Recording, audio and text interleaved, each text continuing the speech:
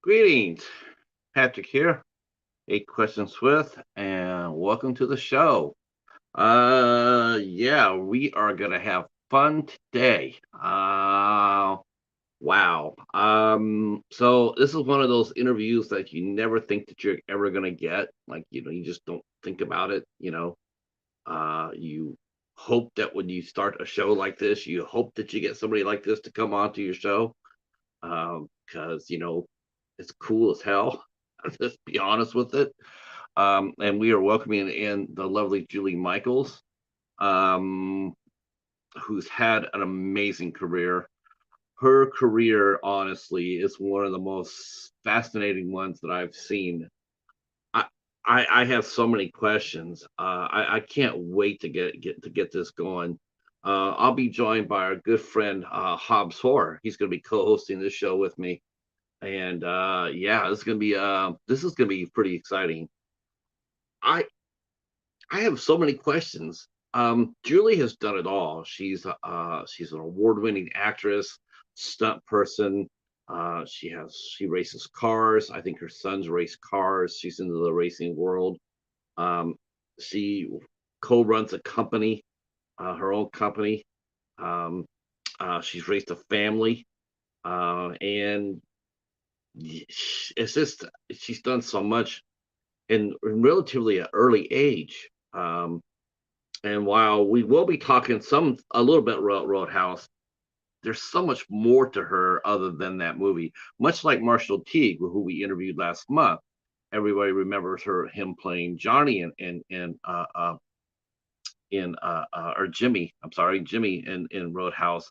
But if we found out, there was so much more to the man than just that, right? And quite honestly, that's going to be the same with Julie Michaels. Um, and it's amazing. Some of the movies that she's done besides Roadhouse, because that's what people remember her from.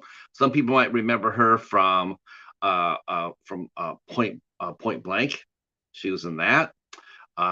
She has popped up in some really interesting movies that if you didn't know that she was in, you would blink and miss her. But she's in the movies. And a lot of times, she not only was in the movie, but she was also either the stunt coordinator, which means she ran all the stunts. Stunt coordinator means that nothing goes as far as stunts go until she says so. Uh, she's also in one of my favorite series ever, which I found out. She was in She Spies, which I had no idea she was in. So I was one of my favorite shows back in the day, early 2000s. Fun, fun, fun. Um, and she's been in martial law. She's been in girl fights, Buffy. So man, she's done over 90. Now I'm sure needs to be updated because I'm sure she's still rocking and rolling as far as stunts go. Um, but some of the movies that she's done stunts for, that she's run stunts for, it's also amazing. Uh, so she still got more. She still got more stuff coming up. But she's popped up in Bosch with Titus Wetweller. Say that four times fast. She's also done SEAL Team. She's also done Nashville, Grey's Anatomy, Bosch. She also got into on the Marvel Universe with Agents of Shield. So I mean, if you do, hey, if you do stunts, you're in it, right? If you're part of the cast and crew, you're in the world. So Julie Michaels, she's done a lot, and we're going to talk to her about that. And yes, hi Eden, hi Anthony, how are you? Hi Paul, how are you? I'm glad you're here. Uh, our good friend Hobbs will be here. I hope that you know he had a rough weekend. You guys have to give him a break when he gets here. He had a rough weekend. Something about losing yet another cat food bet because we our two teams played over the weekend, the Yankees and the Reds, and I gotta say that the Yankees were lucky to escape all the games. I cannot sit here and tell you, in all honesty, that the Yankees dominated. They were actually three very good games. We're baseball fans. All right. So while Julie is coming here, uh, I also want to let you know too that tomorrow night we have another heavy hitter coming in here. We also have tomorrow we have Todd Strange from the new supergroup I Am. And now some of you might remember, if you're into rock, I mean, like heavy shit. You might remember Todd Strange from bands such as Down and Crowbar, and now he's putting together a new super unit with members of Typo Negative and also Down and some other guys, and we will be talking about that. I don't know the whole lineup. We will get the whole lineup soon enough. Hey, there's Professor. Professor, welcome, welcome. Feel free to share us out. Feel free to share us out. The more, the merrier for this one. And yeah, feel free to ask questions. Of course, I'll just say this, even though I don't have to say this, because I already know, because I have the best chat around. But I still want to say it, to please be respectful, um, to Miss Michaels. Not that she needs me, because she'll come over there and snap you off one all by herself. I have a feeling. She's pretty badass. Um, of course, we have the mighty Echo Zero in here as well. So thank you so much for all coming in. It's gonna be a good day. It's gonna be fun. Let me go ahead while we wait for our guest to get here, and our co-host. Hopefully he's feeling up to it. I'm not sure how well he's feeling. So hopefully he does. If not, well, we'll carry on. But I do believe he'll be here. So tomorrow, like I said, we had Todd Strange coming in, and then on Wednesday, we're not going to do any shows on Wednesday. We're taking it off. We're not doing anything. We're gonna take it off. I had planned it to be blank all along. It's not like nobody called off or anything like that. I just didn't book a guest. But I will be back on the 25th.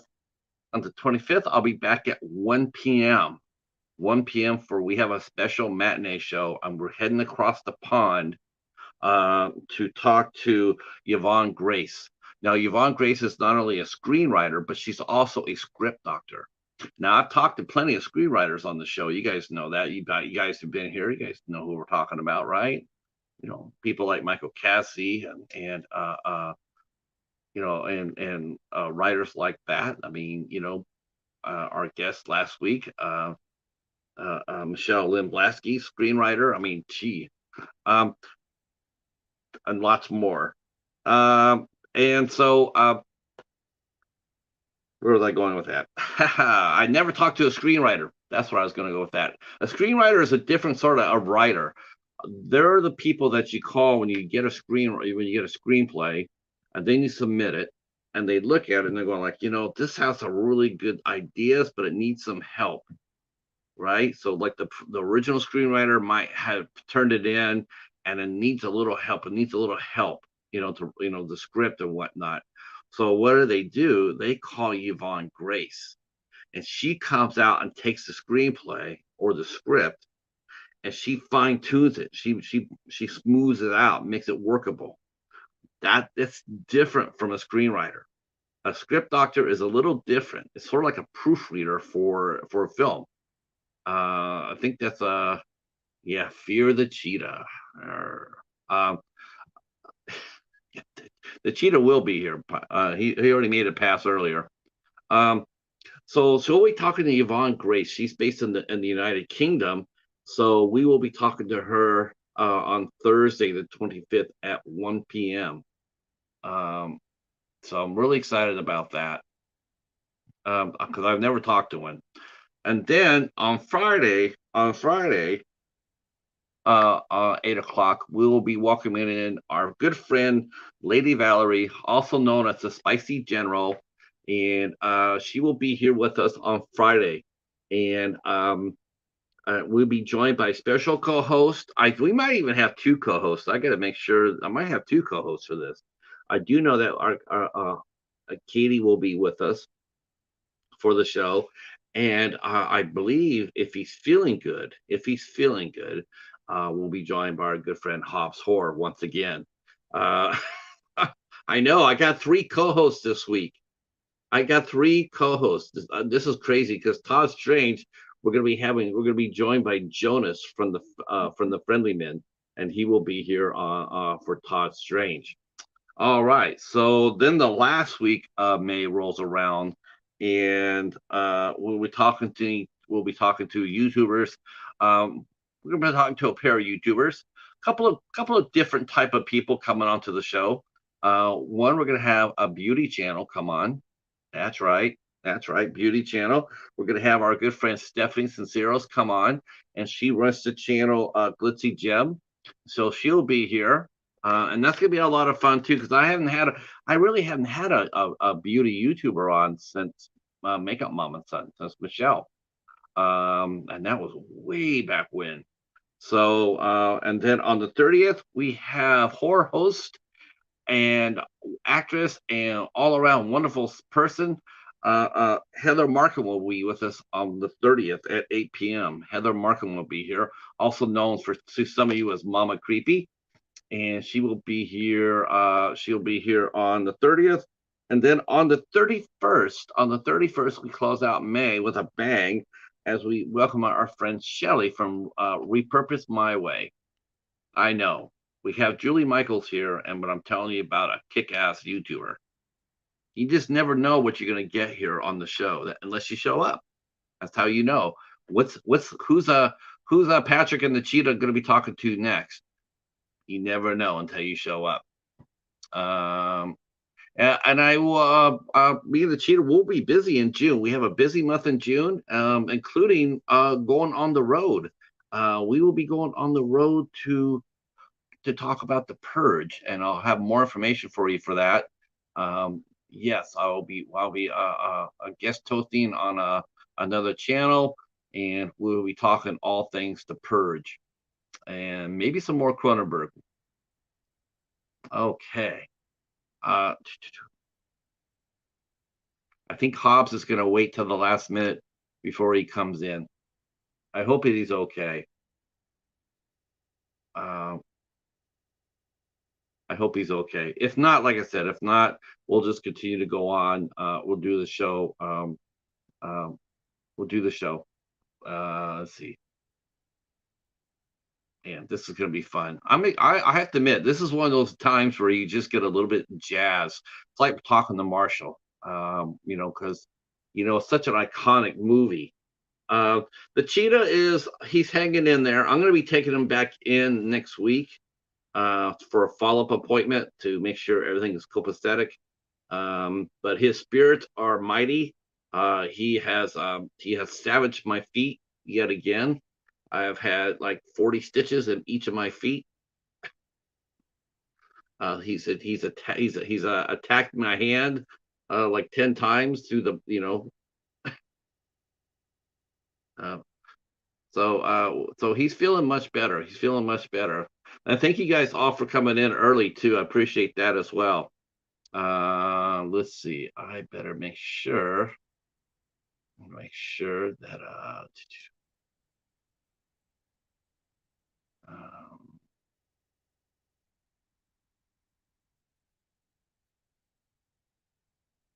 okay, good. Okay. So we are on target. Okay. Hopefully you guys had a good weekend. Yeah, we didn't do a Midnight Society this week. I just wasn't there for it. So we're gonna go back and we'll push it back another week, and then me and the professor will be joining me next week, next Sunday, and we will be covering Killzone 2. We're still gonna cover that next week because that's just an absolutely crazy ass movie. We also have the new Dollar Tree Theater poll up in my community section. If you guys want to go check that out, I did some variety this time. I asked the Cheetah.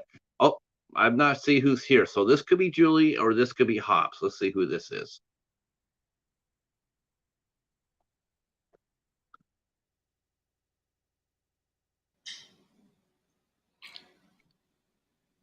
Good evening, Julie. Hello. How are you, Patrick? Great, great. I'm so glad you're here. I'm kind Uh, of here too. I have to straight out say this, and I don't say this very often, um, but I am having a fanboy moment here. Oh, I don't, you're talking to someone okay. I like bad boys. I was, it was crazy because I was in live music for 10 years and I worked with hundreds of bands and I met hundreds more, well-known people.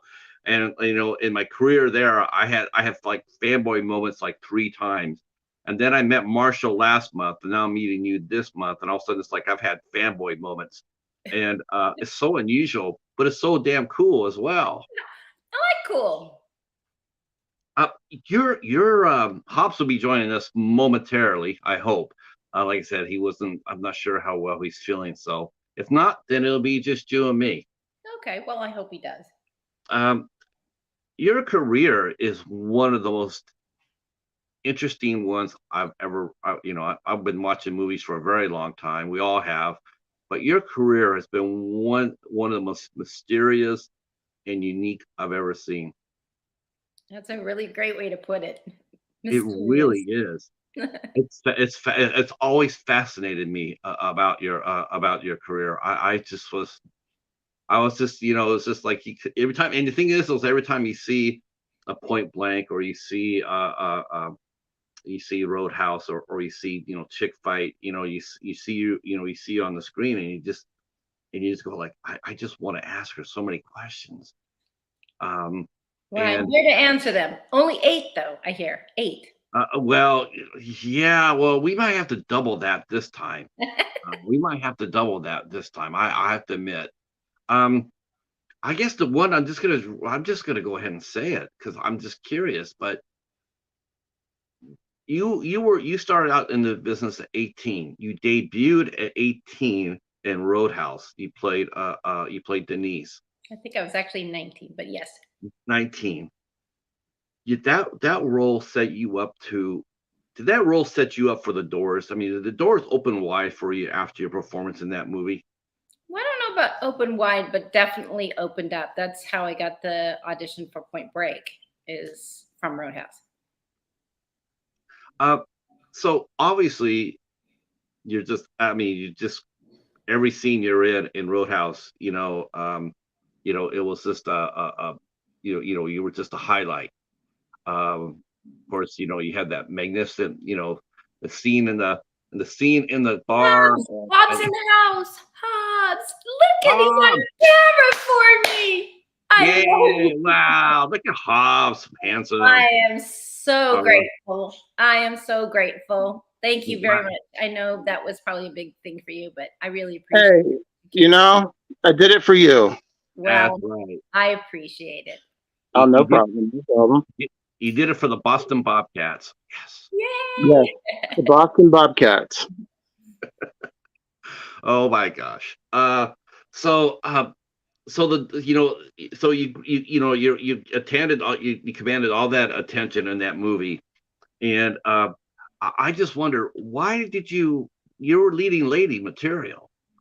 I mean, obviously people. I mean, the right they probably want to put you in all these different types of movies, but you went to stunt work instead. Why? I was an athlete in college. I was an NCAA gymnast. I was a high level equestrian. I raced cars. I think it it really resonated with me because the athleticism of a stunt performer and the ethics that it takes and the teamwork feels a lot like collegiate or pro sports. Yes. I believe me, acting is my first love for sure. But the when I did Jason Goes to Hell, Friday the 13th, I got to do my first high fall, and I was absolutely hooked. I was like, this is the greatest thing on the planet. And they pay you to do this stuff. Riding horses for Patricia Arquette on holes and rearing my horses up. And I'm thinking, they're paying me to do this stuff. I think the thing is, I learned a lot from Sam Elliott, and he really impressed upon me about just really enjoying being on set, no matter what it is. And Mhm. the nice thing is it never gets dull. It's Yeah. never dull. And my ego is not so high that I can't be in a scene where I am. You won't even, like, I did Big Bang Theory, and I did it because I love the show. I think it's funny, and all I had to do is have my head slammed into a pie of cream. That was it. Yeah. But this Yeah. is the process, and this is what I love, and I never wanted to get stuck that I had to do this or had to do that. I just want to have fun. Yeah.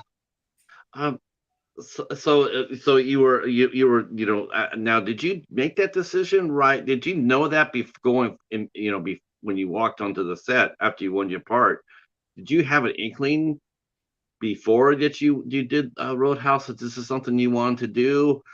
Did you just want to see how it was going to shake out? And more importantly, did your manager come up there and say, um, what, like, did they come up there and say, well, we got more parts for you? And you were saying that you wanted to go into more stunts. Did they try to talk you out of doing it? Well, after that, a lot of the stuff that came up was more the horror type, and I just didn't. It wasn't my thing. Jason Goes to Hell was hard enough, and I only did it because I didn't have to be in any of the mucky stuff, so to speak. Um, and I think that the path that I took was influenced a lot by meeting stunt performers and stunt coordinators. Even though when I first met them, I just thought, wow, you guys are crazy, but it's great. It's crazy. And when I realized that I could actually do it, it's just, like I said, it really resonated. And I love the team spirit. I love being on set. I love to coordinate because it's an opportunity for me to coach people into doing some really great things. I've had some really fabulous mentors in the business. My Oh, husband, obviously, Huey Piemonte, Conrad Palmasano, Wally Rose. Wally Rose was one of my very first influence, and he was the stuntman who developed the Three Stooges and all the Pratt stuff. And it just there's a woo when the stunt people come on set, and when you do a big stunt and they're just, "Are you okay?" and you're like, "Yeah, it's great." It making people hold their breath for a moment, and then seeing it on screen and seeing the same reaction. It's it's all about action, baby. yeah, because I mean that's because Roadhouse was actually directed by Rowdy Harrington, who built his career on stunts. I didn't know that. I heard that in the interview with Marshall, and I didn't know that. So you know something I don't know. Yeah, I thought maybe he was the one that was sitting there telling you in between takes, going like, you can do this, you can do this, you can take a bump here and there. I mean, if you wanted to. I mean, I was just wondering, it's like, Well, he did was he too come up busy there? Did he come protecting up there me. and go ahead?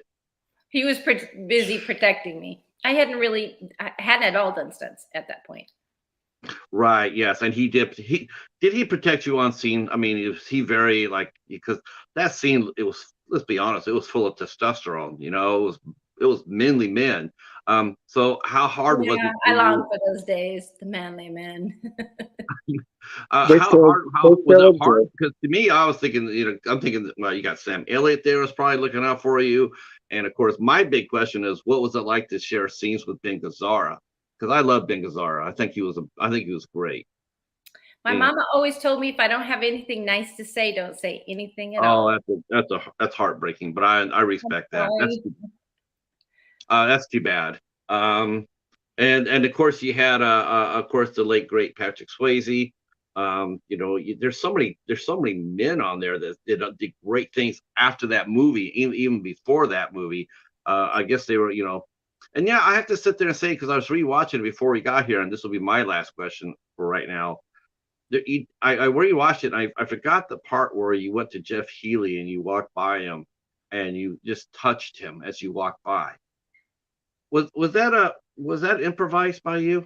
It was. I I had a knew great affection for Jeff. it. Hmm. Um, Unfortunately, I kind of messed him up. If you watch the scene over again, you'll see where he takes his hand off the guitar, but the guitar is still playing. And it was because he didn't expect me to do it. And I did it as a homage to him to remind him, because his world is a textural world. It's not a sight world. So I Right. wanted him to feel what I felt being on stage with him, and just connecting kind of the energy together. That's a lovely moment. It really is. I saw that, and you could just watch that scene and just forget the rest of the movie and just watch you do that. And it was very tender, and it was Oh, just like, thank you. I'm yeah. glad you picked up on that. Nobody else has ever picked up on that. You're the first.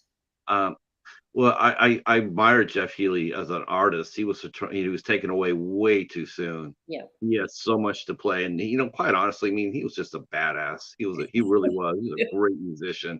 I mean, He didn't want to be there though. uh, because was it too noisy for him? Was it too much going No, on? he wanted to be on the road playing. He didn't understand this whole thing. He's like, why am I don't want to do this. I want to go back to Canada. I've got to get back in, in the studio. And I was like, look, Jeff, you have to understand, you're going to be worldwide known after this. And It's he going was. to be huge for you. And he Yeah. sat back and he goes, all right, kiddo, if you say so. So, Um, yeah. uh, that's cool. That is really cool. I like the idea that you race cars. So let's go with that. Let's go with your driving. I mean, how old were you when you got your license? When I got my license or when I drove? Well, well, we don't. Yeah. Okay, when you drove. Well, I started driving young because we had tractors and pickup trucks, and we had ranches and horses and cows and whatever. So I learned to drive very young, and my father was a big influence. We used to go to SIR in Seattle all the time. I used to go and watch Shirley Chachamo Downey. And in those days, women were in the industry. So for me, it was like, wow, that's amazing. And one of my favorite things to do now, in stunts wise, is to drive and do car chases and wrecks. I jumped a BMW off the 105 freeway for the L Word, the series, the L Word, and it was incredibly exciting and scary as hell and awesome. And the director said, "Well, I need you to do it in one." And I said, "I can do it in one." And then I walked away. One of my favorite stunt coordinators in the world, Court Hessler, says, "Never tell him you can do it in one." And then I said, "Unless I can." Mm, And then I walked to the car and went, "Holy crap. Oh, hope I can." I love the confidence. I love the confidence. Hobbs, jump in there with a question, buddy. So I've probably watched this movie 1,000 times. It's one of my favorite movies of all time. I'm so glad to be here for this. And this isn't the first time I've sat in with you, though. It's a what? It's not the first time I've sat in with you in an interview, though. Oh, when was that? Whenever you did, there's a radio station. What's the name of that radio station? Crazy Train Radio. Oh my goodness. Yeah, I was in on that. I was in that entire group. You were with your friend. I can't remember her name. Who did we do? And the stunt coordinator from Roadhouse was there. One of them. Oh yeah. Couple of them. Yeah, it was a really great interview. It was a good moment because I was going through a rough time at that time, and I really needed that. And you were there, and it was a good time. So this is my second time being with you. You didn't see me on camera that time, but I'm here now. So that's But why I'm adamant. Something said to me, I need this guy to be on camera. yeah, and I knew I was going to surprise everybody and do it, but I've just not been doing well lately, and I had to come up and be on camera. Well, hopefully this makes you feel better. Thank you so much. Thank you so much. So, my favorite bar fight of all time is the one in Roadhouse. Can you tell me how long it took them to get through all that entire scene?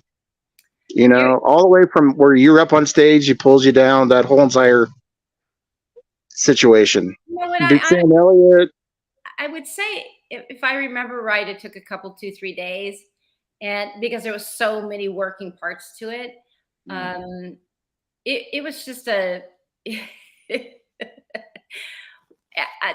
they were tired. They were definitely tired. And the hard part for me was not laughing and not wanting to get in it or not being able to get in it.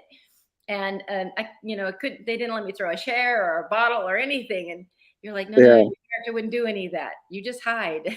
So yeah, yeah, yeah, it's a super great moment with some really talented stuntmen and women that were in there, and it just was, in those days it was the modern Wild West, and that's the yeah. way Joel Silver wanted it. It was boobs and bombs, and just as gritty as you could get, and he definitely achieved that.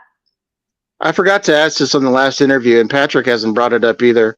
What was it like to work with Terry Funk? Terry's my bud. I'm madly in love with Terry Funk. He's the I funniest love guy I Terry ever Funk. met. Yeah. I'm a huge wrestling fan, and Terry Funk is one of my favorite wrestlers of all time. A Funker. And he's Yeah. off the wall. Yeah.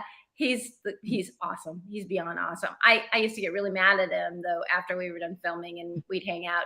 He would, jet off to Japan or whatever. And I was like, when are you gonna stop doing this? When are you gonna stop hurting yourself? You know, oh, he says, oh, mama says the same thing. That's his wife. Oh, mama says the same thing. So I was fearful for him, but he's incredible. Yeah, and that's funny that you said that because that was like 30 retirements later. He still wrestles every now and again. Yeah, So I don't like uh it. yeah. Would you say But he's retired more than Kiss, Hobbs? no, no, Kiss is still playing. Okay. They're still playing. Any fond memories? Anything that you take the most away from is was just the friendships, or was it from the movie? Yeah, Um, yeah. I remember this was my first real big film, yeah, and so I was definitely at school, and I had to learn quick. And um, the way I got the part was kind of interesting. I had done some stuff in Florida and came out here to do a little TV show, and I had a friend of mine that was going in to meet an agent, and he said, "Just come along with me." Okay, I'll come along with you.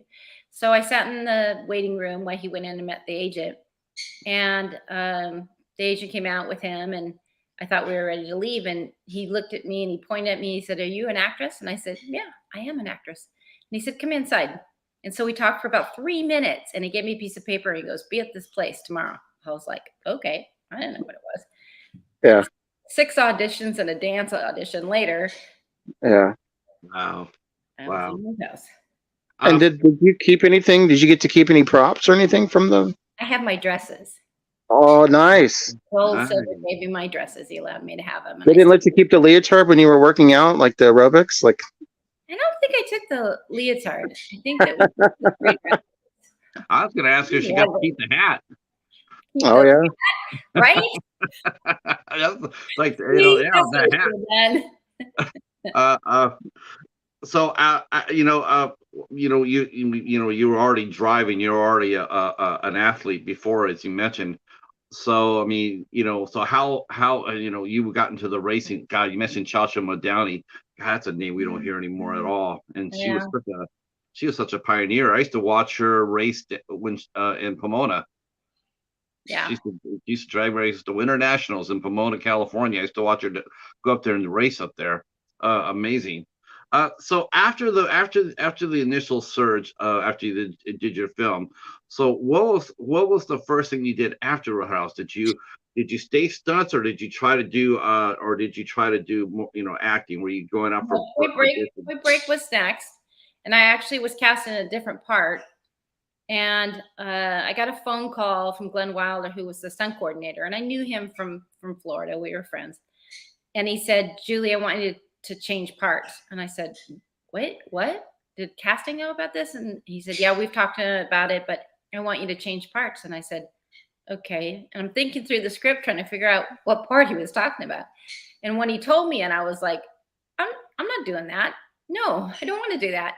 And he basically said to me, he goes, "Look, I can't find a stunt girl to double the actress to do this fight. It's a super graphic fight. I can't double her. I need you to do it. I know you can fight. I know it's going to be brilliant. And I was like, please, Glenn, don't make me do this. And he was like, please, honey, please. And so I thought about it, and something just said, all right, let's see how courageous I really am. Let's put our money where our mouth is. And then we started rehearsals, and Patrick turned around and he looked at me and he was like, hey, you. I said, hey, buddy, what's up? He was like, are you following me? I said, anywhere you go, I'm going to go, honey. So you were shadowing him. Seemed like it. Um, I mean, how many girls get to do 2 films with it? right. I mean, he must have been like, what? What was? I guess I can ask this if you don't mind. I mean, no, I know. I'm sure this question's been pounded to dinosaur death, but I'll ask it anyway. But what was he like working with at that time? Patrick? Yes. Incredible. Super gentleman, super great. And I have to say, when I had to do the dancing in Roadhouse, I definitely was, nervous about it. But Kenny Ortega and his assistant really worked with me a lot on the choreography, and being a dancer, it was just so much fun. And Patrick would warm me up in the morning, and we'd dance together and get flexible and feel the music. And a lot of times, we would do it even though we weren't dancing that day. We would just do it to warm up, just to get our connection together, or we're getting to do a scene together. So he just kind of took me under his wing. And his wife, same thing. I had a conversation with her, and she said, this is when you're going to prove you're really an actor, is you're going to really have to absolutely engage it and forget about everything else. And I appreciated that she said that. I thought Lisa was amazing that she took the time, knowing as an actor herself and being a dancer, what it would take. And she saved my rear end for sure. Yeah, Did they change the genre? I'm sorry, go ahead. We have a question from our good friend Jennifer Tochi. She's demanding that I ask you. Demanding, okay. She wants to know, was Patrick a good kisser? Well, in the scene, he's not supposed to like me, but I can tell you, he had the softest lips I've ever touched. And people forget that Patrick Swayze was a world-class ballet dancer. Yes. Well, Dirty Dancing. I mean, his mother was an instructor. She did the choreography for Urban Cowboy. I didn't know. I mean, people forget about that part. That he was extraordinarily gifted. That's what became such a great martial artist, is because he knew. Yeah. I think he was I think that's what really got him into acting, was the fact that he was doing ballet, but I think he blew out his knee, or I don't know, blow it out, but he hurt it so where he couldn't do it at the same level that he used to. And I think that's one of the reasons why he did segue into Hollywood. I would have to double check that, but I seem to remember. Isn't that interesting how something bad happens, but something great comes out of it? Yeah. I like how about the Hollywood beginning though? You walk in there with your friend. I mean, I can't tell you how many times I've actually heard that story. I said, I just went down with a friend, and next thing you know, I'm in front of the camera.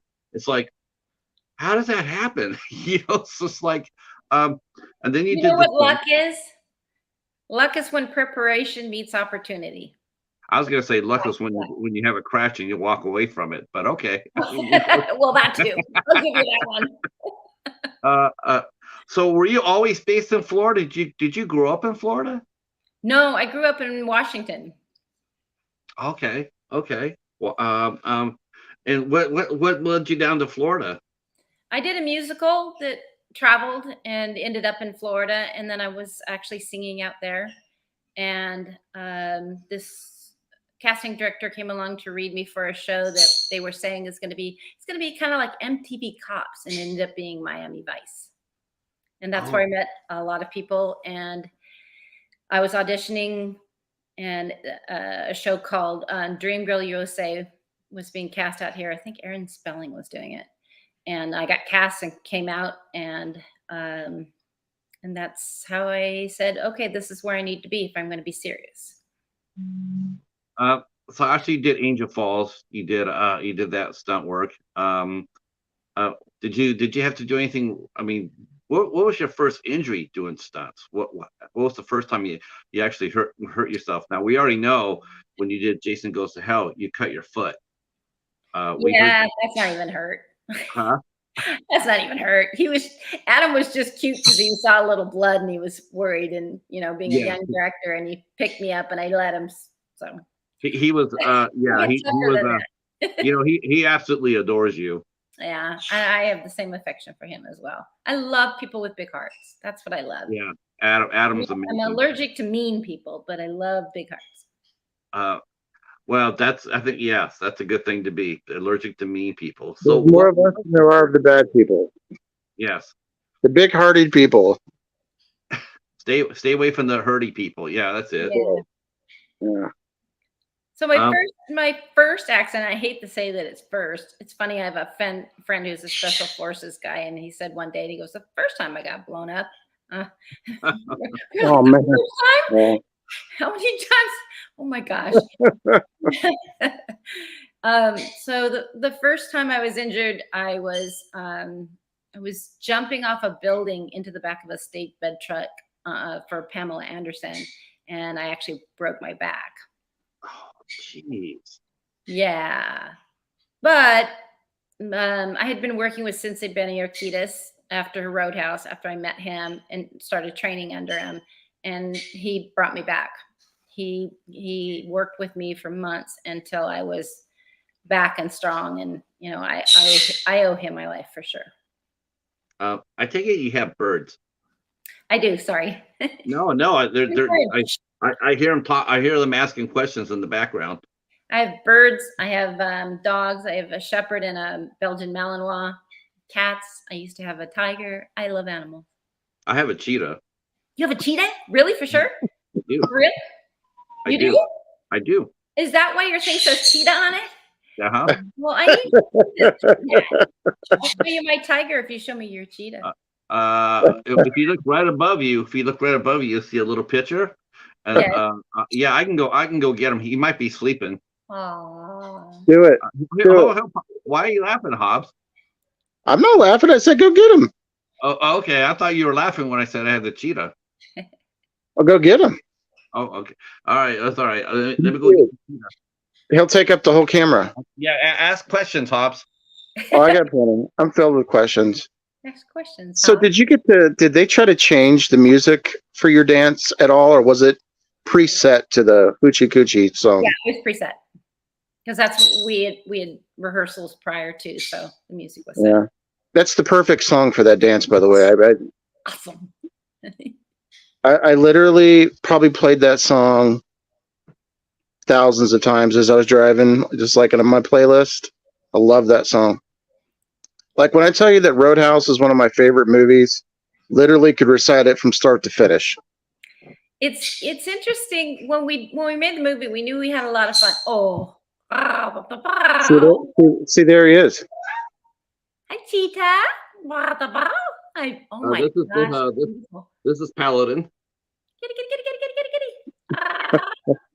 Oh my goodness. He's a ham. He's a ham. He's a big cat. Yeah, he is big.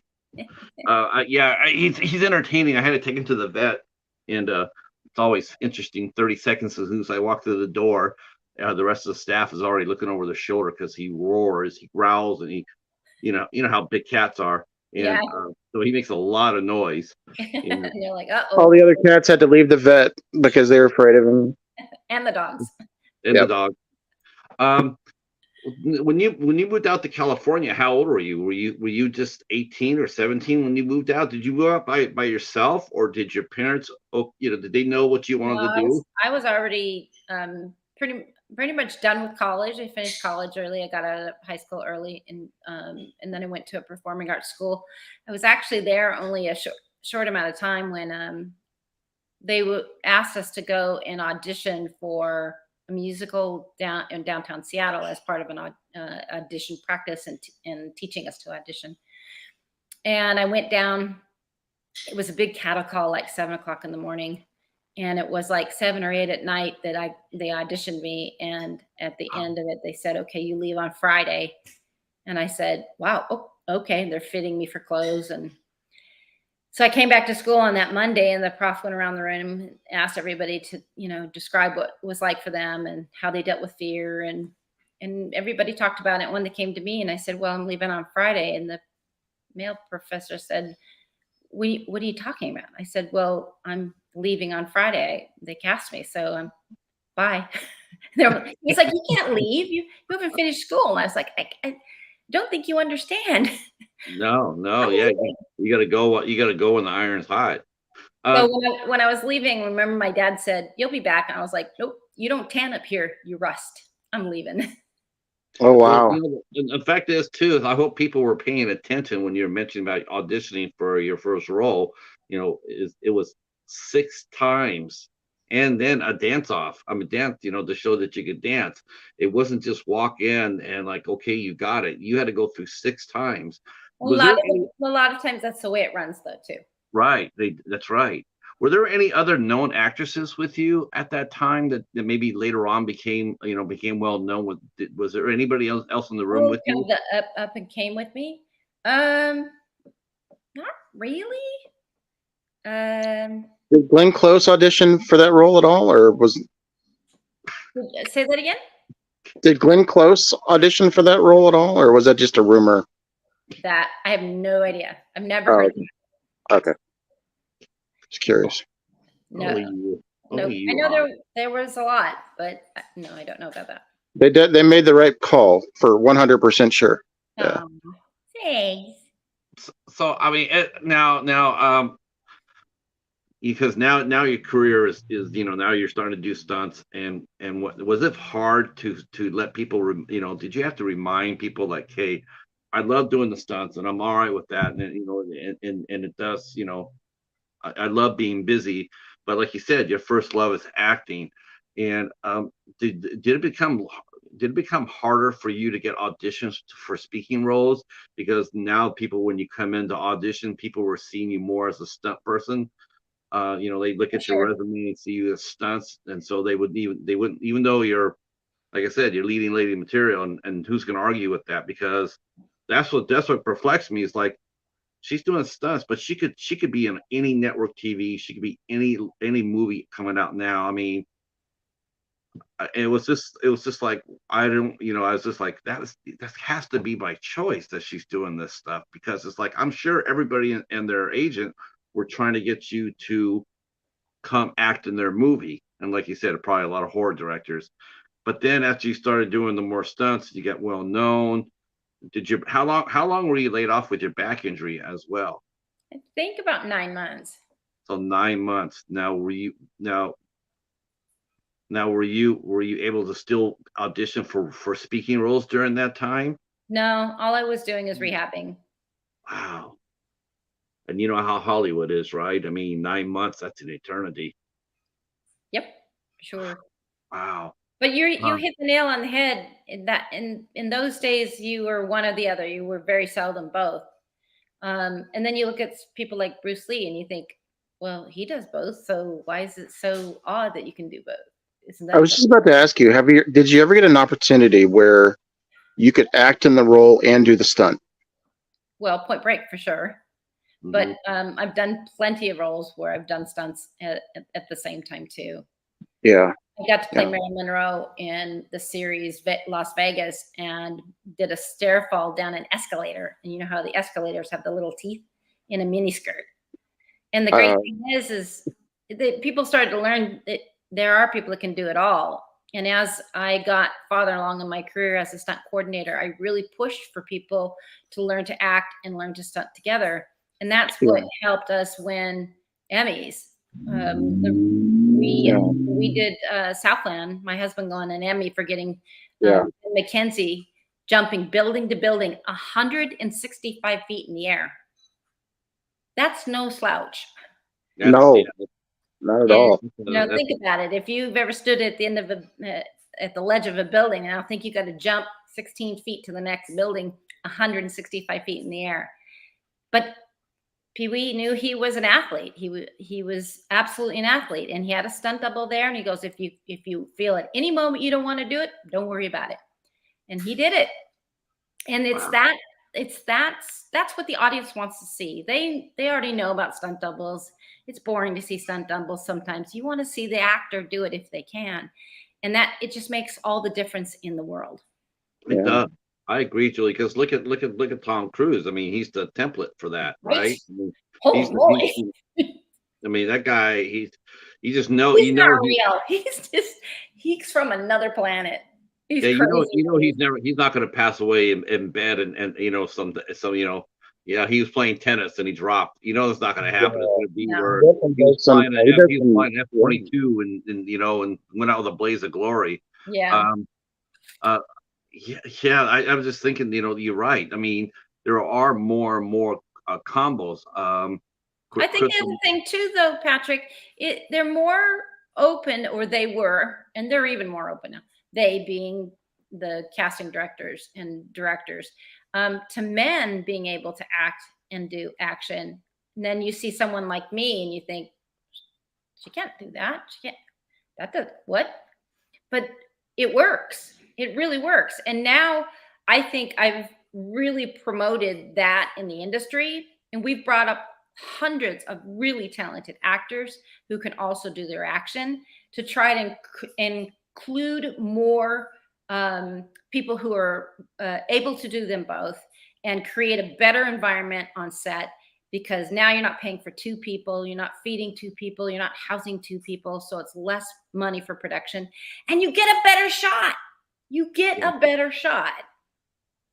We interviewed an actress that's a dual as well. Her name's Crystal Martin, and she's also an accomplished stunt performer. And then she got the lead role in a horror movie, but it still is a lead role in the movie. So it can be done. People are as far as for the women, they can do both. Sure. How do you feel about being a pioneer? Do you see yourself as a pioneer or a role model? Is that something you see yourself as? I'm going to say yes, and it's by design, because you know what, when I talked about watching Shirley Moore Downey and saw what she did, it encouraged me. It gave me, it gave me ideas of what I could end up doing. When I stepped into a martial arts dojo and I see women who could really, really handle themselves, and I start throwing guys who are, 250, 280, 300 pounds, it creates a whole different, like, just chances and opportunities, not only for women, but for men. And I kind of like being mama cat out there. I really like bringing people along. I like finding opportunities. Heck, I've gotten Marshall Teague roles. I mean, I I like know. that side of it. I love I, that side of it. I love to see people be happy. I love to see people be successful, huge wins. It's almost more exciting. In fact, it probably is, to see somebody that I brought along, got him the audition, get the audition, and change their lives. It's everybody's dream that comes out here, and as many people's dreams I can make happen, well, that can be on my epilogue. Yep. It's funny because Marshall mentioned that too, and I'm sitting here because I'm always thinking ahead. Like you said, you're always thinking ahead, right? So here's Marshall. He's last month, and he's sitting there. He's saying, "Yes, Julie got me a part on She Spies," and I'm going like, "What? That's awesome! Okay, casting director too. I'm Well, one it's of not really one of my." casting. See, it's knowing how to get them in there. And then I thought about that and going like, wow. So she got him on She Spies. She worked on She Spies. She probably knows Dee Dee Miller. So next when we talk to her, we're gonna see if she's still in contact with Dee Dee Miller. And you know how that works. It's somebody, you just string it all together. But did you ever do any casting? Did you ever? Because I mean, you did cast your stunt people. So in effect, were you not? I mean, it's not by name, but by deed. Yes. Generally, I'll bring them in, and then the casting directors will read them and look at them, or the coordinator if it's just a stunt, and then they'll do the hiring. I Now, create the opportunities. Now, stunt coordinator, you've been a stunt coordinator on many shows. That's just to me, it's like it's so light years different from being a stunt person. I mean, Yep. we're stunt person, you're responsible for you. Stunt coordinator, you're responsible for everybody. Yep. What a heavy load to carry. What was your first job as a stunt coordinator? Oh my gosh, I can't even remember what my first job was. I'm going to say probably Southland. Um, my husband been bringing me along for quite a few years at that point, and I think I covered for him. And then I started to realize that it really was something I could do and enjoyed doing. And it's the creativity of it, it's the casting of it, it's designing the stunts, it's watching over safety, it's learning to say no. Pee Wee walks on the set Mhm. and he's a big dude, and everybody kind of goes, whatever he says, do. And then I walk on the set and they're like, aren't you supposed to be in makeup? I'm like, no, I'm the stunt coordinator.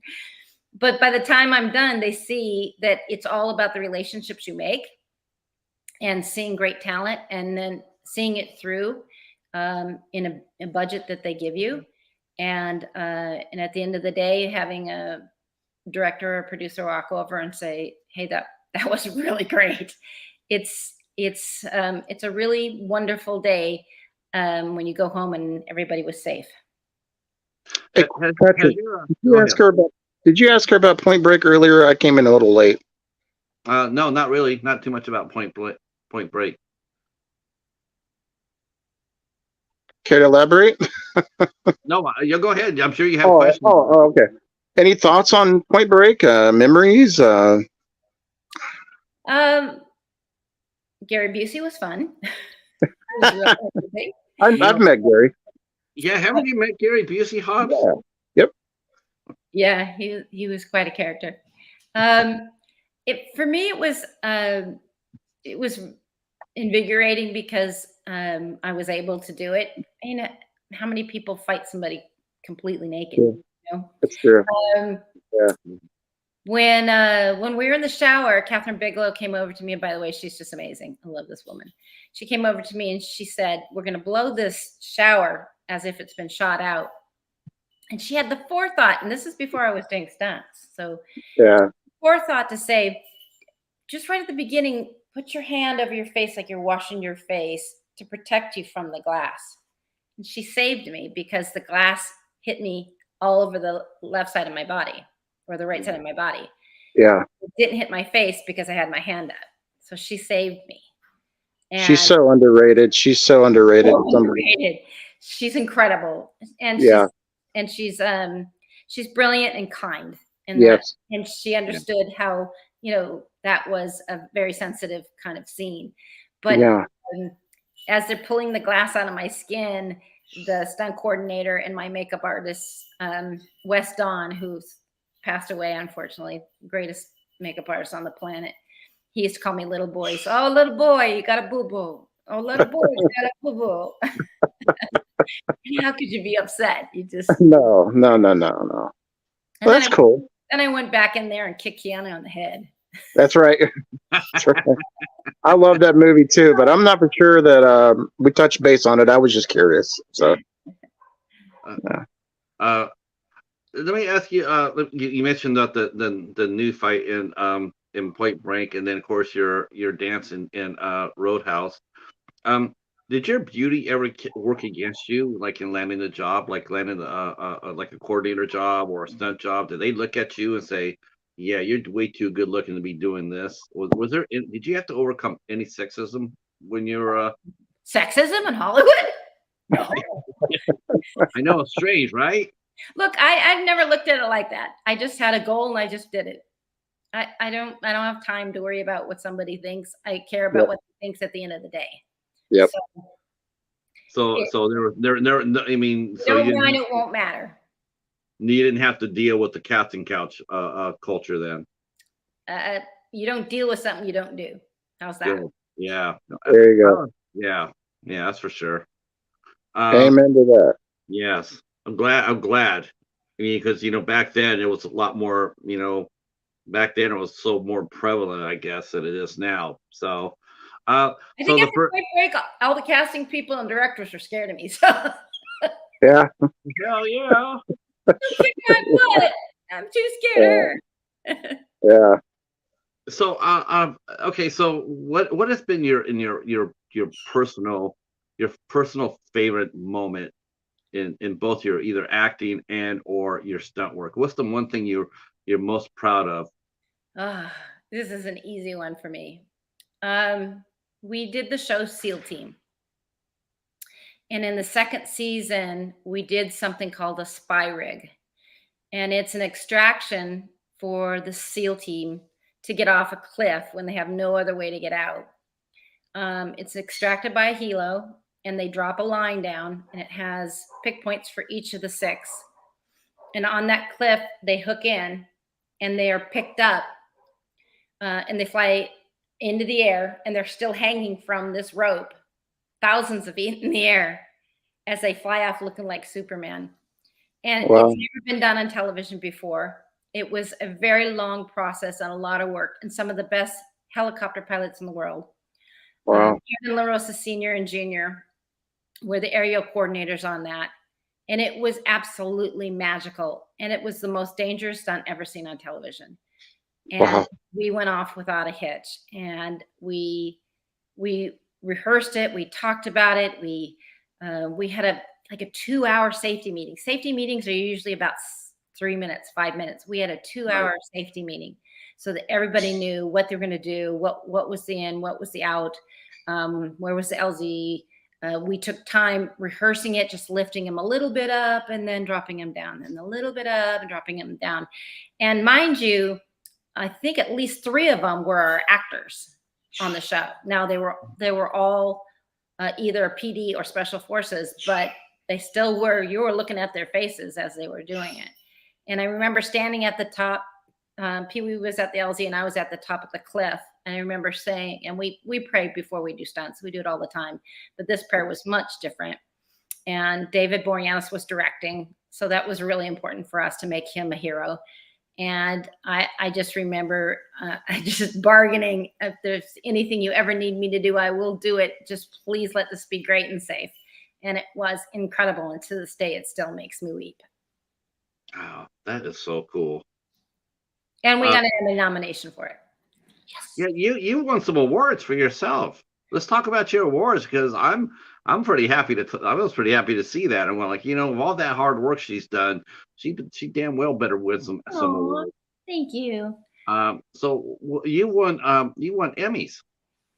Emmy. I have 2 nominations as a stunt coordinator, and then I have 2 nominations as a producer and executive producer, and I won the second of those nominations, and that's her right there. She's pretty, ain't she?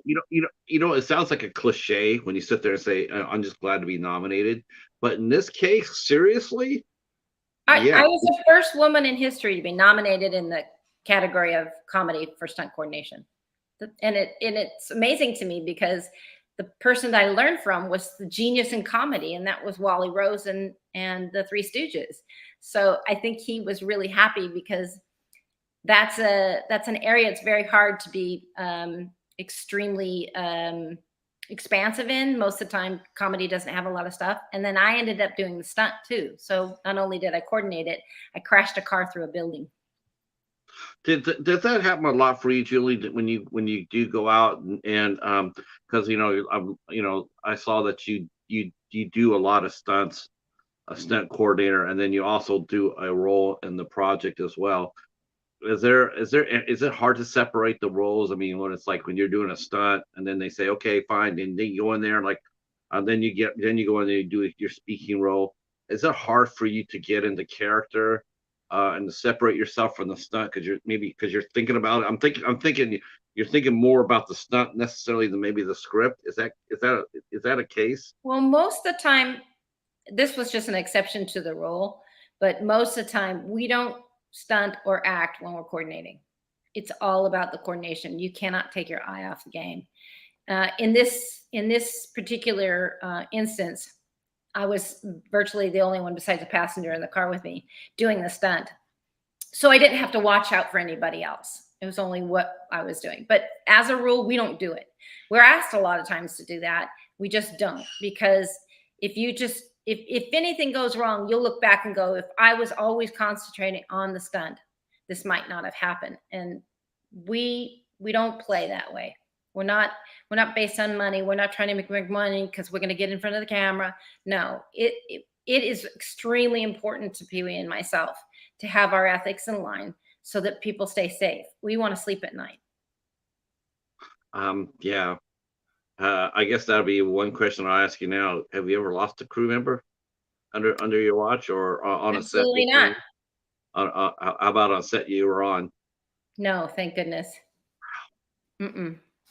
For all No. those people that do 2 to 3 minute pre games, might want to take some of your knowledge. Yeah, Uh, that's unbelievable. that's It's amazing. great that you take your time and focus on safety first. That's fantastic. Yep. I bet when we talked about this, when it's still being talked about, like obviously, but you heard about that incident in Rust, and or any other stunt, where a stunt person has lost their life, and I guess that just makes you all. I mean, you already focus, laser sharp focus anyway, but when you hear about things like that, you even it must ratchet up the intensity even more so. Making sure that watching your p's and q's. For Um, sure. My husband and I, we sit on the stunt and safety committee at SEG after our union, and the thing that we look for the most is what can we learn from what happened in a set, whether we were there or not. What can we break down? What can we see? What the issues were, so it's not repeated. It's really important to do that. It's very difficult to do it though, because they don't let you generally see any of the information. So you have to kind of look at it yourself and break it down and try to figure out what happened. Anything you can learn from something that went wrong is always a positive, because you don't want to repeat the action. I was just thinking the stunt coordinator of that movie. I think that was only her second job. Actually, she wasn't the stunt coordinator. She wasn't.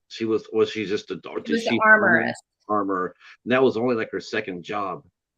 Um, do you think does intimidation come into play if someone's new on the set and maybe they don't have that much, maybe they don't have that much experience? Does that happen sometimes where they had to go deal with a talent, and the talent will, it's a bigger than name life, name, bigger than life name. Does that ever come into play where they use their clout per se to to intimidate maybe someone to maybe not make all the right steps they should? Maybe they cut the corners just a little bit because the actor said, I got this, or you don't need to do that, or and if so, as a coordinator, what's your responsibility during that situation if you see it? I can only speak for myself. I can't speak for anybody else. I can That's only fine. speak for I myself. just want to hear But from you. I I was fired off of Nashville for speaking up for safety. I was fired because I wouldn't let them do a shot the way they wanted to do it. I gave them other ways to do it, and they weren't happy about it, and so they let me go. And people say, "Well, aren't you mad?" And I said, "No, I'm not mad at all," because they Yeah. went back and did the shot the way I said it should be done with another coordinator, which means I won. Yeah, What but did you I didn't get do? the job back. So, So I told you at the top of this whole thing, if you don't mind, it won't matter. What it's I true. care about is that it's done right, whether it's Yeah, me or someone else. That's all that I yeah. care about. You could have saved somebody's life. That's exactly right. Yeah. Yeah. See, you are a role model. It is. It's level-headed thinking. That's what people need. Yeah, it Got really a does. level head. That's right. Um, yeah. Now you have sons. You have sons and a daughter. I have Um, a son and a daughter. Mhm. and are they also are they going to follow your footsteps? Are they going to do? I think your son races. He does. So, so He's a how? professional race. He's a Yeah. professional race car driver, and he also drives stunts. How did he? Now, do you sponsor his team? We find sponsorships for him. Okay. How does that happen? How do car owners? You beg, you beg, Okay. uh, you beg some more. Yeah, it's really difficult, especially during the last 3 years with pandemic and how hard the economy is. It's really hard. But we've had some really great people that have been there and stayed positive. And we're actually putting together a docu-series about it, and I'm super excited about it. and I get to direct. Yay! You get to direct it now. Oh Now you driven with your son. Who's the better driver, you or him? I'd say now it's him. Oh, but and I gave him his first stunt driving job. Uh, We made him drive background for years. We made him really, work the set, understand the set before it. He went to all kinds of driving schools all over the world. He went to Bondurant and Dirtfish and a plethora of them. And I was the first one. It wasn't his dad. It was me. And I was super proud of him. And then I coordinated on Jane the Virgin when he got T-boned and flipped. yeah. That was really exciting too. um, I'm proud of him. yeah. Now, how about this? What's the one stunt that you haven't done?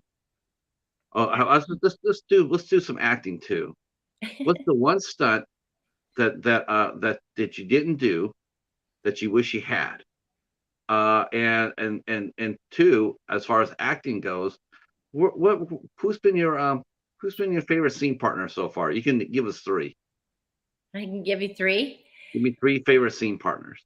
That's really interesting. He really wasn't my scene partner, though he was in the scene. Sam Elliott is just an incredible being. I would walk the earth anywhere he told me to. Who else have I worked with? I don't know. I'm really not one that just focuses, I guess, on people as far as who I like more and I didn't like. I like them all. Yeah. I like their energy. I like to see how they work and challenge myself to get into their work mode and see if that helps. Yeah, 'cause I saw you do a scene with Lance Henriksen. It was very tender. That's incredible. Yeah, really, really incredible. That was a true story. That's it looked really cool. It's so it's different. It's like I'm sitting there watching that scene and I just realized that like we watched Lance Henriksen in front of us for years, and he has gone from a firebrand into just a mature, wonderful character actor. I mean, he's still in our community, our film community here. He's still talked about with respect and reverence. Yeah, for sure. We have a question for you, and go ahead and start dropping questions if you'd like to. And our friend Horror with Haas. Hey Haas, he wants to know all the stunts that you did in Rush Hour 3. There's a big scene inside of a nightclub when she's singing and they blow the whole place up. Or they, Johnny rig it and shoot through the crowd. So we were diving over tables, trying not to get hit. Let's see. And oh yeah, Sam. So who said that? I think Hobbs said it, that Sam Elliott hasn't aged a day since we saw him in Roadhouse. Nope. Isn't that the truth? Well, he's truly the reference of, he ages like fine wine. Because I look at old stuff of him when he was really young, and he was cool. But did you ever see Frogs? His original film, Frogs? No. Oh my gosh, you should. That's one of his earlier films when he was very much younger, and he still doesn't look any different from that movie. No, he doesn't. He doesn't. In fact, I have a movie I reviewed of his. He did a movie called Conager, and I have that on my channel here. And I was looking at that and I'm like, man, he has not aged at all. I'm getting a personal message from Jennifer Tochi. She's asking me to ask you, did you have any really personal moments with Patrick Swayze that maybe any wisdom that he shared with you? That she's a huge Patrick Swayze fan, and she's a fan of yours in Roadhouse. She just wanted me to ask you any particular things that maybe you remember specifically, or even with Sam. She loves Sam too. I talked about this on the show that you said you were on as well. The night before had to shoot that scene, the strip. My fiance committed suicide, and I did not know how I was going to go to work the next day. A bunch of my family or my friends gathered around, and we stayed at a friend's house, and I knew I had to get up in the morning, and I called my manager, my agent, and told him what happened, and he came over and we talked about it, and um, I just said I just have to go to work and see if I can do it. And I got Mhm. to work, and by then, pretty much everybody on the set had heard what happened, and um, Rada Harrington said to me that, this is where you can prove where you're really a true actor. If you can go from this grief to that elatement and that ability to be sexy, be courageous, then you'll really prove you're an actor. Mhm. As I walked out the door of the makeup trailer, Patrick put his hand on me and he said, "I'm right here with you. Wow. Don't worry." And that kiss was not in the script. That kiss was a thank you. Wow. Wow. That's an exclusive right there, folks. Good stuff. Yeah. That's very heartwarming. Wow. Jennifer, we hope you like that. That was for you. Yeah, I guess Jennifer. see. There's a reason why I booked this show today, fresh Mm, off the 20th. So I feel you. I'm there with you, Julie. thanks. Yeah. Yeah, more than you know. Suicide is a horrible thing, folks. It's a very temporary feeling to a very permanent end. So please talk to someone. Yeah. Um, let's see. Yeah. Let's see. Yeah. Haas mentions I can't imagine how she was able to do that. That's insane. That's insanely courageous. Like I said it once. I'll say it another time. But yeah, I definitely have to say you're a role model. I mean, I'm sure there's many young women that you have influenced so positively, and a lot of young men too. To trust you and to trust your skill set. To get them home safe. Off of a set. Yep. I mean, a lot of people might walk up there and have that. Because face it, men are men, right? And they might still come up on the set with their stick up their ass a little bit. But once they see how you handle themselves and how you make sure that they're safe and how the stunt gets done, I guess they go home, knowing that they're in good hands. She knows what she's doing. She's been doing it for a little bit. She's awesome. Well, when special forces on our show SEAL team say "yes, ma'am" to me, it means something. Oh, So, yeah. and now they Have call me Mama Bear. Mama Bear. Awesome. Have you ever been? Because I noticed on your personal site, you have a like an army jacket on, a fatigue jacket on. Did you do any USO tours by chance? I did a tour that was an international tour, but it wasn't a USO associated tour. But I did go to Asia to sing. But no, never got to do any of that. Though I've gone to many vet hospitals, and I was born on an Air Force base. My father was in the Air Force, and so we learned very young about understanding and appreciate what our soldiers do, what they go through, and not just talk about it, but actually do something about it. And on my son's car is a sticker from the National Veterans Foundation, and we sponsor it every time he races, Awesome. so that they're known that they're loved and appreciated. Awesome. That's so Uh, cool. have you ever recorded yourself singing? Do you have any albums or LPs that we might not know about? No, I recorded some before I went to Asia, but gosh only knows where they are. I did sing on camera on one of our films. I sang a Christine W. song, and that was pretty fun. I like that. It was great. Let's see. Everybody saying love the veterans and sorry about what happened to you. Uh, yeah. So what are you working on right now? I mean, are you currently working on a movie set right Well, now? as you know, we are on strike. The writers are Oh, on the strike, writers. and Yeah. then the DGA is in negotiations, and then SAG-AFTRA is going to go into negotiations. Yeah. So we're doing a Yeah. lot of prep work for stuff, but we're not physically working. We do have a feature coming up that I'm going to produce, and Pee Wee is he is going to direct. And then we also have a film that's out I have a film that's out in the film festivals right now, winning pretty well, called The Unquiet Dead, that I helped produce with John Gray. It's very cool. And then my daughter, we didn't get to talk to my daughter. My daughter is a Marvel superhero. Really? What's she gonna Wow. do? Mommy, only better. She's on the what- series Inhumans. She did the Oh. film Oh. series. She plays young Medusa. Yeah. Oh. And then she was on the series Bosch for 2 seasons. Oh wow. So she is. Yeah, that human show. I wish I could go back there and turn back the clock on that. That would have been cool if they could have just they rushed it a little bit. What are you talking about? Which one? Are you talking about the TV series, The Inhumans, or? Oh yeah, the TV series. Yeah.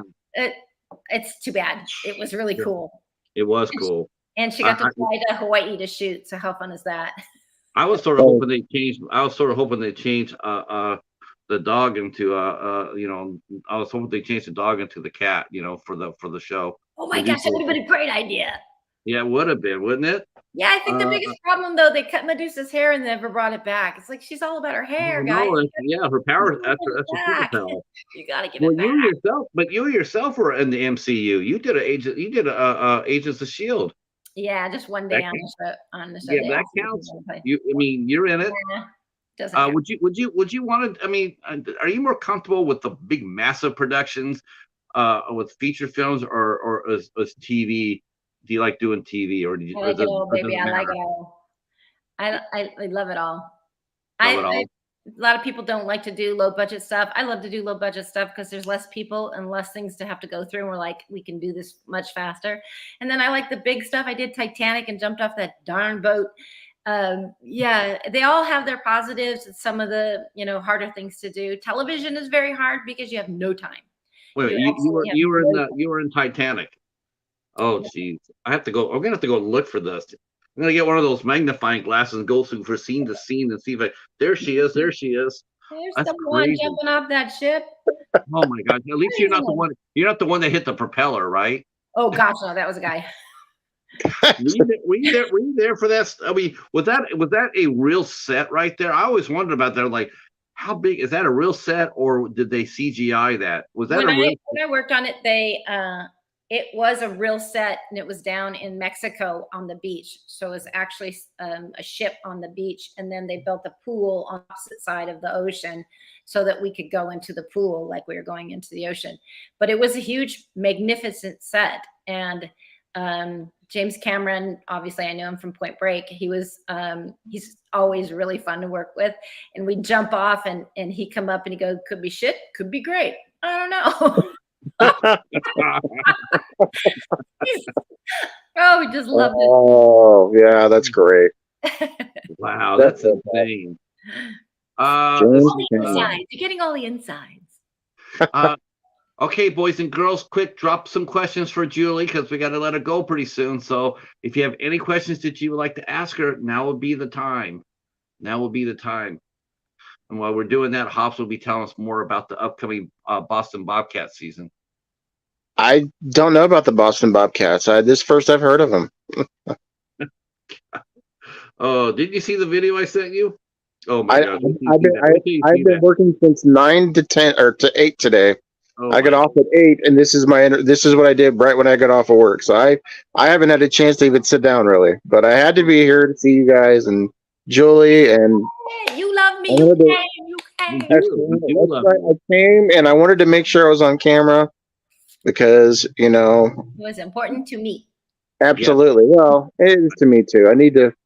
Sometimes I'm not feeling so good. I can't really be on camera because I look really bad, But remember, it's more than what you think look is. Look is as. That's who you are. And that it seldom even matters. I mean, for a second, you might look at somebody and go, wow. But the minute you talk. Yeah. Why I asked Patrick if you were going to be on camera, because when I listened to you with Marshall's interview, I was like, I like this guy. I would like to see him. Mhm. Well, thank you. Yeah, I appreciate yeah. that. I That's That's a hell of a compliment, actually. That by makes me the feel a way, lot better. I was so ugly growing up. My dad said, "Put a bone around her neck. Maybe the dog will play with her." oh, Oh man. I Wow. can't imagine that being true. Just It's absolutely true. All my wow. friends back in school will tell you. Didn't Well, go to I Uh, appreciate that. That made my day there. That's cool. I'm so glad to be here. And if he comes back on ever again, I'll make sure not to be behind the camera. good. that's right. Yeah, because I keep telling them over and over and over this when you come on and do a show like this, you got to show your face. You can't hide. You got to show it. Otherwise, the guests will be a little bit upset. So, but you know what? I also know too that when you're not feeling very good, do what you can. Do what you can to take care of yourself. But I'm It's glad chilly you came Michaels, out. man. I'm glad you came out for this though, Hobbs.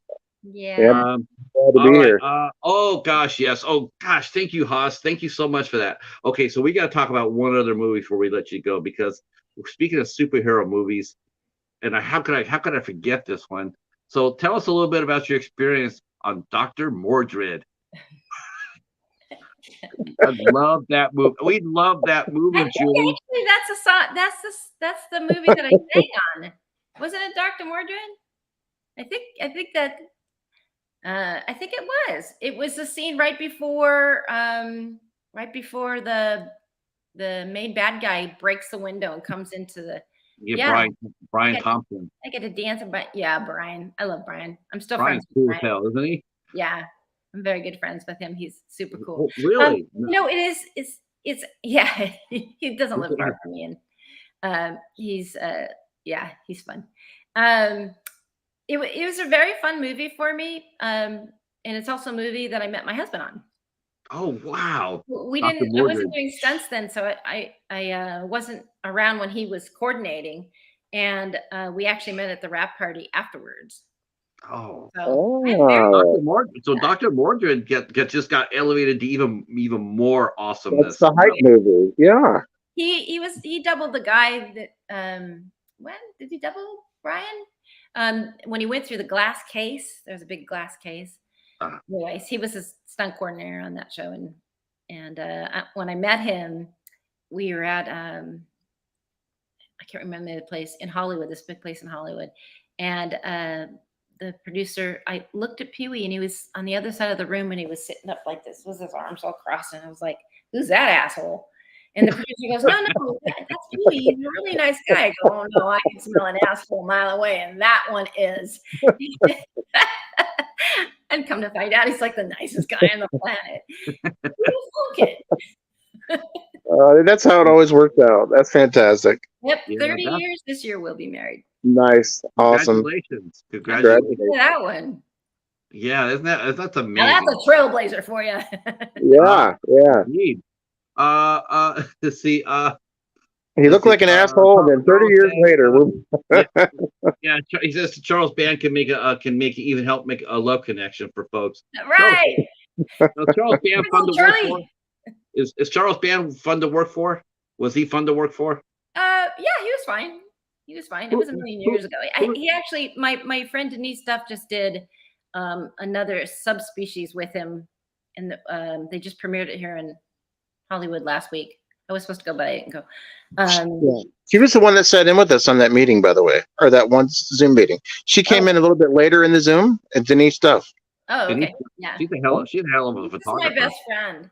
That's right. Really? Yeah. She's a hell of a photographer. Yeah, she's a hell of everything. She's actually a really good director too. Really good director. She directed me in one of her films, and I was like, "Wow, girl!" Yeah. Now you said you've actually you directed once, right? Is that something you want to do in the future? You want to try to produce something? Yeah, I mean, I try to like direct it, producing try a to lot. direct. Yeah, I'm gonna try my hand at it. I mean, you direct all the time as a stunt coordinator. You're That's right. constantly directing.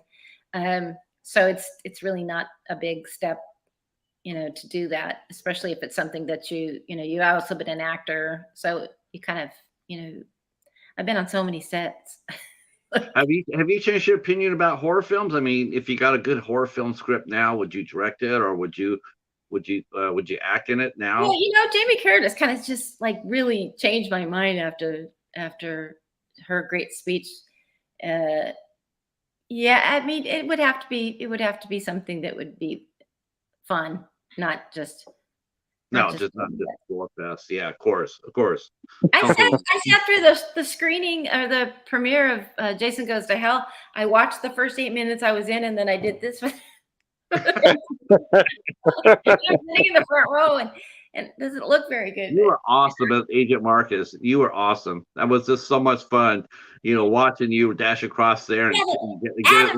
Adam took my gun away. Damn him! I had a gun down my robe, and when I dive over, I shoot him in the head, and they took it out. I was like, "You're a turkey." Yeah. But he did carry you when you cut your foot. He did. We got to say that. Yes, Yep. Yeah. Oh, okay. So my last question to you before, and I'll let Hobbs have the last question. Nice. My last question to you is thoughts about the remake of Roadhouse. Were you for it, against it? Should they leave it alone? Jake Gyllenhaal, or the when they remade Point Break, people ask me that all the time, and I said, I don't know. Why don't you wait and see it before you make a decision if it's any good or not? It's the sad part for me was during the pandemic, I actually wrote the sequel to Roadhouse, and I just turned it in to one of the producers from Roadhouse, Tim Moore, and he's like, "Sorry, babe, they already went through with the other script." Rats. So, I don't know. Let's see. Let's go in with a positive attitude and have fun. It might be great. Like, shit might be great. We never talk about Roadhouse 2. No one's ever talked about Roadhouse 2. Even though there's a good actor in it, and I felt bad for him that it got because everybody because Jonathan Schreck is a decent. He's a good actor actually. But yeah. I don't know anybody who saw that movie. Not a soul. To this day, I can't tell you anybody who saw that movie. I think maybe someday I'll get this made, but it brings most everybody back, and that's the kind of cool. I think that's what people want to see. I know for me, when there's sequels to it, I want to see those. Where are they now? What are they doing now? Yeah. And this one's pretty action packed, so we never know. We'll see. Hopefully so. Hobbs, why don't you go ahead and kick off with the last question of the night, buddy? First of all, thank you so much for being here with us. This was an absolute blast. It's my pleasure. So much fun. Do you plan on making an autobiography or a book about your life that people can? No, nobody would believe it. We would. It was a bunch of baloney. So the short answer is no. I don't think so. But we would. Everybody, all your fans would. We believe it. Maybe when I'm old and gray and I have nothing better to do. Okay. Should I do another question because that one was kind of short? Okay, you get another question, Hobbs. Okay. So, are you able to give us any idea of what you were going to do with the script now that anything that you had your thoughts that maybe, or is that all under the table stuff that you can't talk about? Are you talking about the Roadhouse script? Yes. Anything you would have done or that you were thinking? It's literally one of my favorite movies of all time. Serge Blonde comes back and runs the club, runs the bar. So, wow. And she kicks some ass. Oh yeah. Okay. I like that. Hobbs, is Roadhouse your favorite over Rocky Horror? It's tied. Rocky Horror Picture Show is awesome. You like the Rocky Horror Picture Show? See? People are like, well, you watch Rocky Horror Picture Show, then you watch Roadhouse, then you like horror movies. I like it all. All right. You've had a perfect night. That would be. Yeah, I was gonna say that would be a perfect night. You have a pizza, you have a Bazzoni and a doctor and a Coke, and there you go. Exactly. Hey, where are you guys from? I'm in Ohio. You're in Ohio. I'm in Michigan. In Michigan. That's why. Yeah. Salt of the Earth men. We're Michigan, Ohio State guys. Yeah. Julie, I want to thank you for coming out and hanging out with us. Such an absolute treat. Hopefully you'll come back and do it again sometime. After the strike's over and you get back working and everything's happy and everything else, you'll come back. I'd be happy to come back. This was a blast. Thank you so much. I want to thank the chat for coming out here and crushing it as you always have. Thank you so much for your questions and for your for your support. I really do appreciate it. It means the world to me. Tomorrow night we'll be back. We'll be back with musician Todd Strange. He has played in the movie. He's played in the band Crowbar. He's played in the band Down, and now he's got a new band called I Am. And I will be joined by Jonas from the Friendly Men, and we'll be here tomorrow night at 8 p.m. for that. So mark that down, and we will see you tomorrow. Julie, stay right where you're at. To the chat, thank you so much, you two Hobbs. To the chat, thank you guys so much. We'll talk at you soon tomorrow night. Peace. Peace. Peace.